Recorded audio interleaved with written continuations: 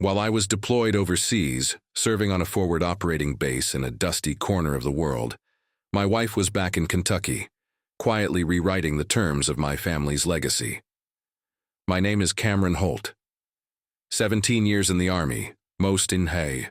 Recently as a communications officer managing encrypted lines and airfield comms.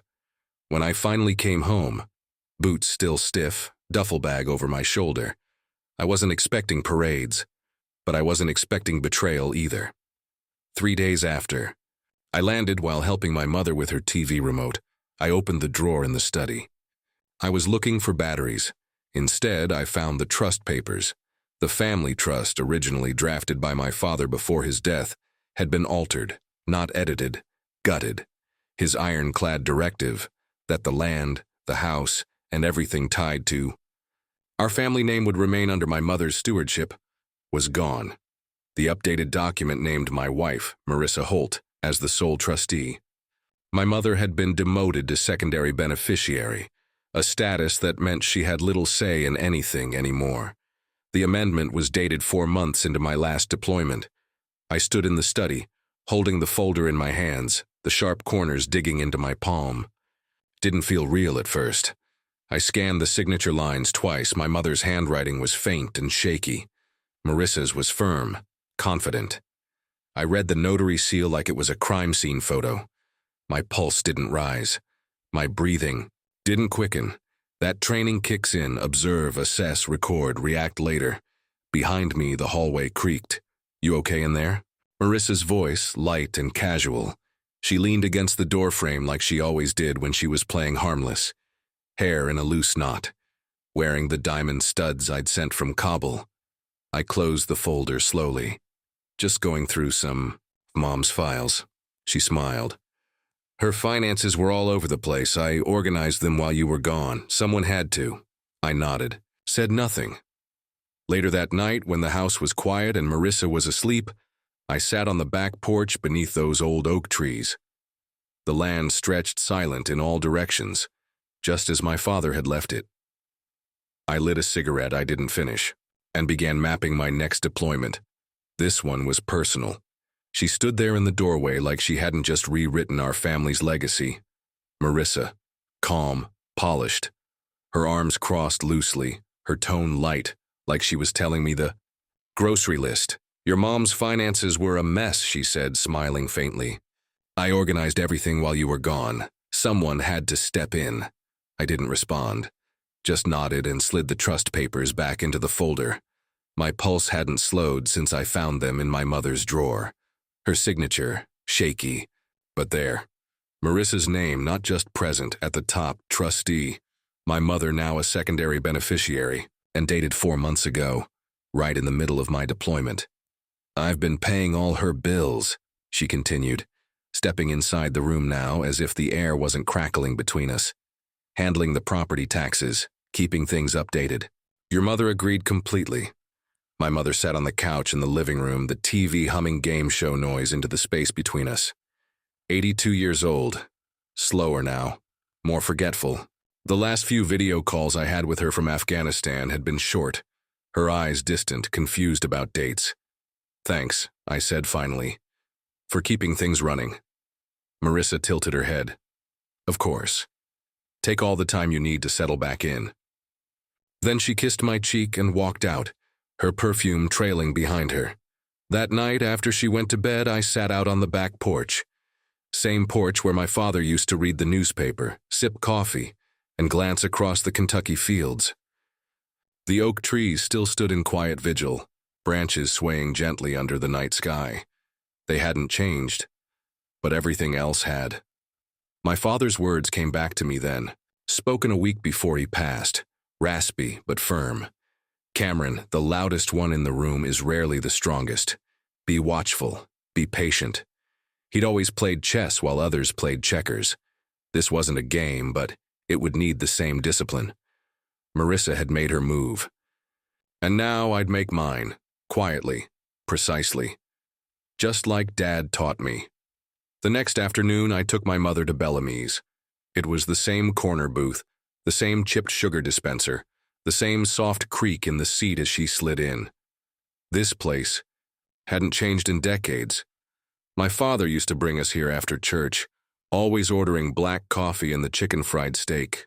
My mother smiled at the waitress like muscle memory, then glanced down at the menu even though she already knew what she wanted. Over lunch, I kept things light at first. Weather, church, Jeopardy reruns. But after the plates were cleared, I folded my hands and asked, "How are you really doing, Mom?" She sipped her water slowly. "Oh, you know, some days are better than others. Marissa has been so helpful." I nodded carefully. I saw the trust was changed. She tilted her head. "Was it?" Then her brow furrowed, as if trying to bring something into focus through thick fog. "You mean the papers I signed a few months back, about the house?" My chest tightened. "Do you remember what they were for?" "Marissa brings me lots of papers," she said, eyes drifting. "Bills, tax things. I can't always keep them straight." She paused, frowning a little. "She tells me what they're for. I just sign. It's easier that way." "Do you remember signing anything about changing who controls the trust?" She blinked at me. "Trust? You mean the land?" "Yes."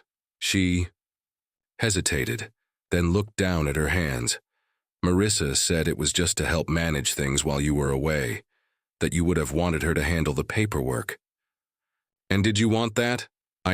I don't know. I get mixed up, Cameron." I reached across the table and covered her hands with mine.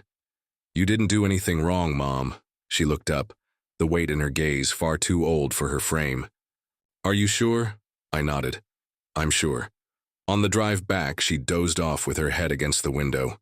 I stared straight ahead, gripping the wheel. The line between help and control had blurred, and now I knew.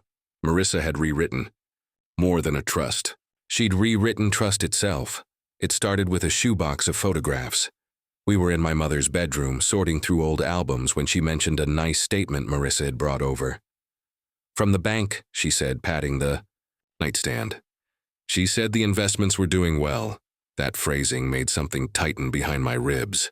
I opened the drawer and found a neat blue folder. Inside, statements from 3 financial institutions. 2 were joint accounts, my mother's name and Marissa's side by side. The third was a brokerage account that hadn't existed the last time I reviewed the trust with my father. The balances were higher than I expected, but that wasn't what stopped me cold.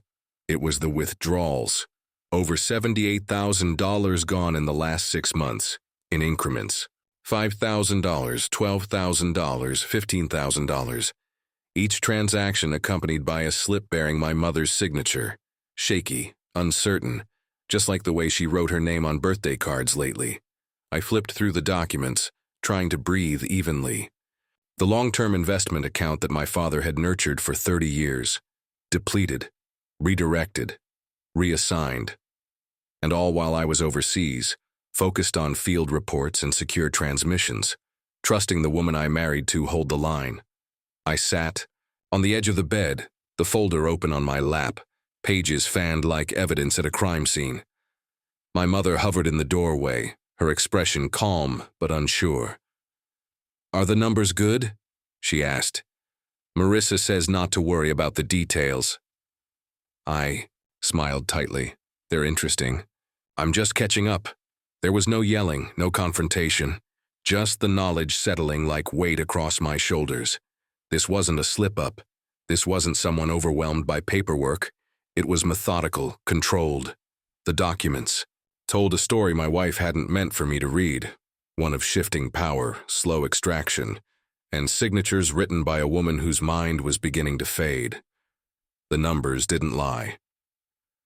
That night, I sat alone in the kitchen after Mom had gone to bed. I read the statements again by the dim stove light, then tucked them into my jacket, quietly, like a soldier retrieving classified intel from behind enemy lines. Marissa picked the restaurant. White tablecloths, tall windows, soft lighting. The kind of place where the waiters wear gloves and pour water like it's wine. She wore a black dress I didn't recognize, with heels that clicked confidently against the tile. Her earrings sparkled, so did her smile. "To celebrate your return," she said, clinking her glass of champagne against mine. I watched her over the rim of my water glass, nodding along as she told the waiter we'd start with the seafood tower. She was radiant, composed, and entirely unreadable. "You've seemed quiet," she said once the waiter left. "Still adjusting?" I gave her a practiced smile.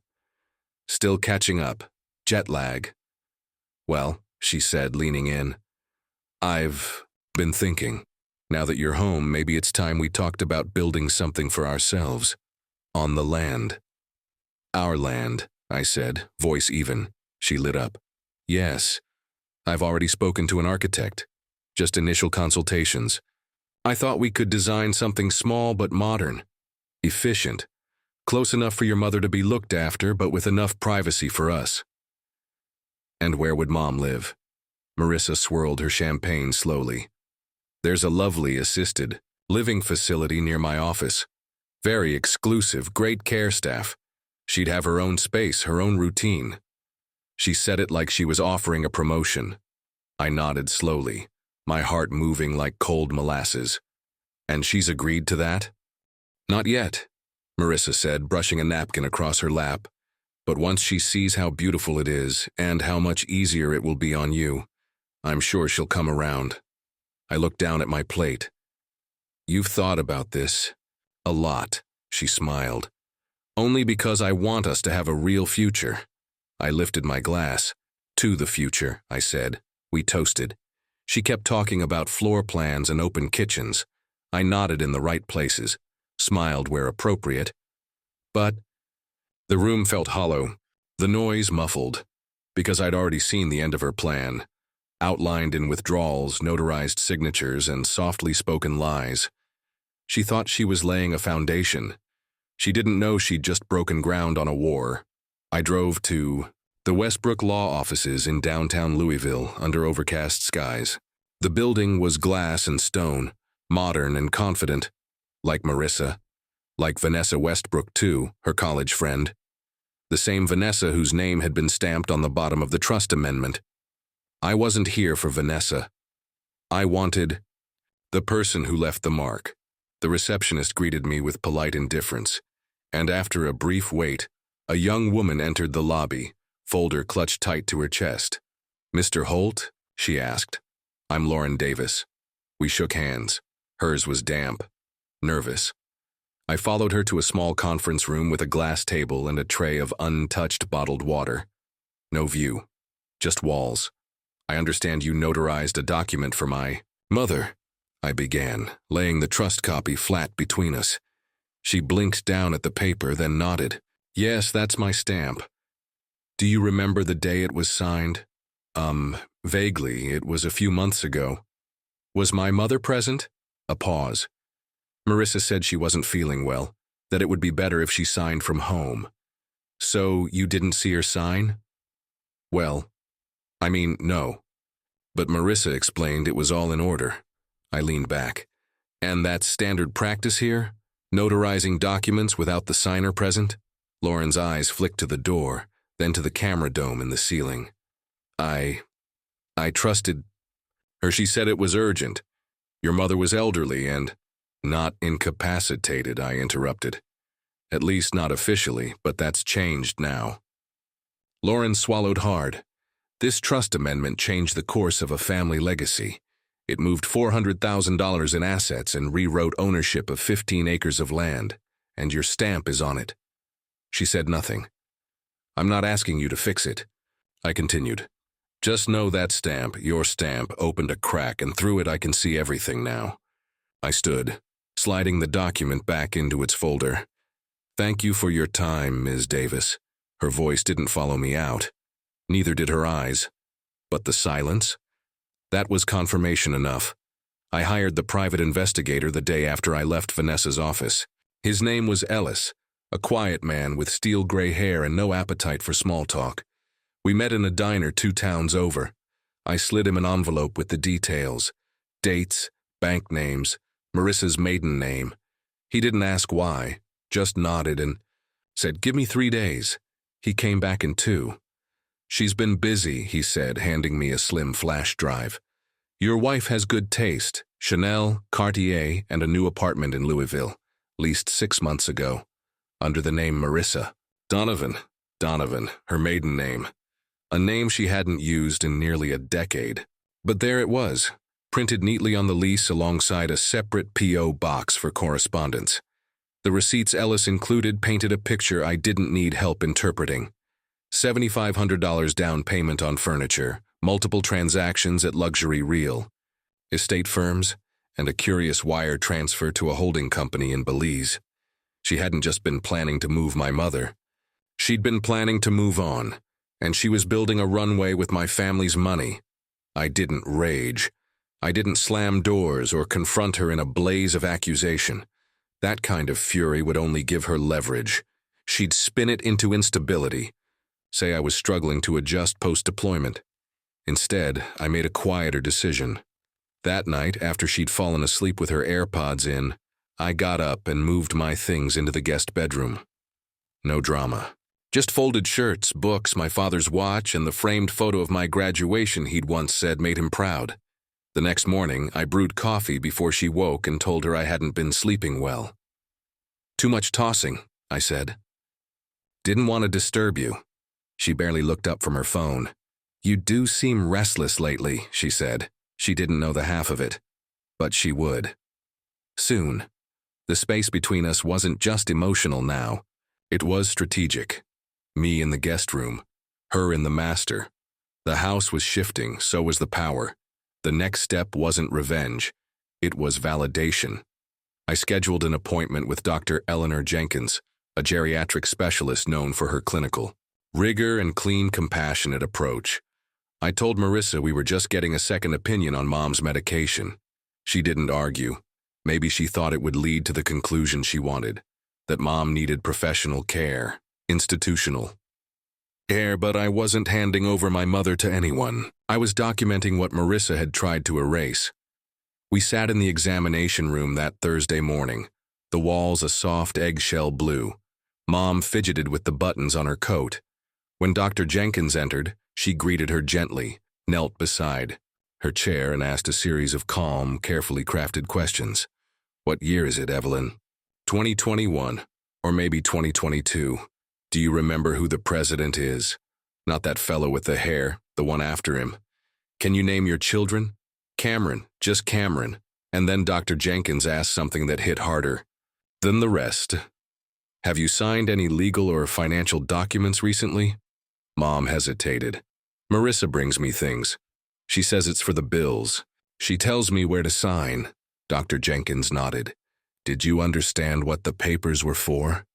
"I trust her," my mother whispered. "She says she's helping." The appointment lasted 45 minutes. Dr. Jenkins reviewed past medical records, ran a basic cognitive screening, and quietly typed notes on her tablet. I sat silently across from her, hands folded. The weight of responsibility coiled tightly in my chest. After escorting Mom back to the car, I returned to the office alone for a debrief. Dr. Jenkins looked me in the eye. "She's in the early stages of dementia, likely has been for over a year. She should not be signing legal documents without formal review or guardianship oversight. Could she have understood a trust amendment? Unlikely, especially if the content was complex. That's what I needed, not anger, not speculation. A single sheet of medical paper. Clear, specific, undeniable. The emotional fog Marissa had been hiding behind, it just got burned away by clinical light. At 7:04 a.m., there was a knock on the door. I didn't need to check the window. I already knew who it was. I stayed at the kitchen counter sipping black coffee from my father's old mug as Marissa shuffled into the foyer, still in her robe, mascara faint under her eyes. She opened the door. A uniformed sheriff's deputy stood outside, clipboard in hand, professional and silent. "Marissa Hull?" he asked. She nodded, confused. He handed over a thick envelope, the seal of the circuit court clearly printed on its face. "You've been served. Court hearing today. 10 a.m., Judge Haraman's chambers." She didn't speak at first, just stared at the envelope like it was in a language she didn't understand. Then her eyes darted toward the kitchen. "What is this?" she demanded. I took another slow sip. "A court hearing." "For what?" "To challenge the trust amendment, and address the financial discrepancies. You've got to be kidding me. Her voice was rising now, raw and uneven. You've been planning this, pretending like everything was fine. I learned from the best. That hit her harder than I expected. Her face twisted, a mix of rage and something that looked almost like grief. I took care of your mother. I've been here every day. I nodded once. And now you can explain that to the judge. Marissa looked down at the envelope, hands trembling. She flipped through the pages, eyes scanning for salvation in legal phrasing. But there wasn't any. You really think you'll win? I think the truth has already started speaking for itself. She laughed bitterly, but it was short-lived. Her gaze dropped. The floor creaked under her bare feet. This isn't who you are, Cameron. I stood and faced her fully for the first time that morning. No, it's who you made me become. She opened her mouth, then closed it again. For once, she had no answer. I stepped past her toward the door. We should leave soon, traffic on Main gets bad. And then I walked out, not just from the house, but from the last illusion of who she thought I was. The courtroom was colder than I expected. Judge Elaine Haraman entered with quiet authority, her robe sweeping behind her like a curtain closing. On pretense, she didn't smile. She didn't waste time. This is a hearing to determine the validity of amendments made to the Hall Family Trust. Marissa sat across from me, her blazer crisp, lips pressed thin. Her lawyers, 2 junior associates from her firm, looked like they were scanning the horizon for backup that wouldn't come. Harold stood first. His delivery was clean, methodical, no emotion, just evidence. Exhibit A. Dr. Eleanor Jenkins' report, diagnosis of early-stage dementia. Likely present at the time of the trust amendment. No documented cognitive assessment. No medical clearance for financial control transfer. Exhibit B. The notary stamp. Testimony from Lauren Davis confirming the signature was notarized without. The signer present. Violation of Kentucky notary law. Vanessa Westbrook's self-report to the bar confirming procedural misconduct. Exhibit C. The forensic accountant's breakdown. $78,000 in unexplained withdrawals from my mother's accounts. All funneled into expenses Marissa could not justify. Designer purchases, real estate consultations, a secret apartment under her maiden name. Exhibit D. Audio files. Conversations between Marissa and real estate developers. Her voice, unmistakable, discussing the land, the timeline for removing the old woman. Her words, not mine. Marissa's defense was desperate. Her lawyers tried to shift the narrative, claim devotion, caretaking, emotional stress. But the paper trail had no empathy. The numbers didn't lie, neither did the timelines, and then it was over. Judge Haraman folded her hands. Her voice was clear, final. The court finds that Evelyn Hull lacked the cognitive capacity to knowingly approve the amendment to her trust. Furthermore, there is compelling evidence of undue influence and financial exploitation. She turned to Marissa. This matter will be referred to the district attorney's office for potential criminal prosecution. Then to me. The original trust is hereby reinstated. Cameron Hall and Jason Hall will serve as co-trustees, effective immediately. Marissa didn't look at me as she stood to leave, but I looked at her, not with anger, not with pity, just the full weight of truth. 1 week after the hearing, I moved my mother into the guest house behind the main home, a small cedar cottage my father had once used as a workshop.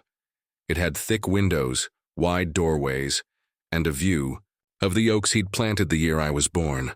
She smiled as I wheeled her inside. "Your father loved this space," she said, her voice distant but warm. Said it smelled like cedar and freedom. I hired a full-time nurse named Denise, calm, competent, and kind.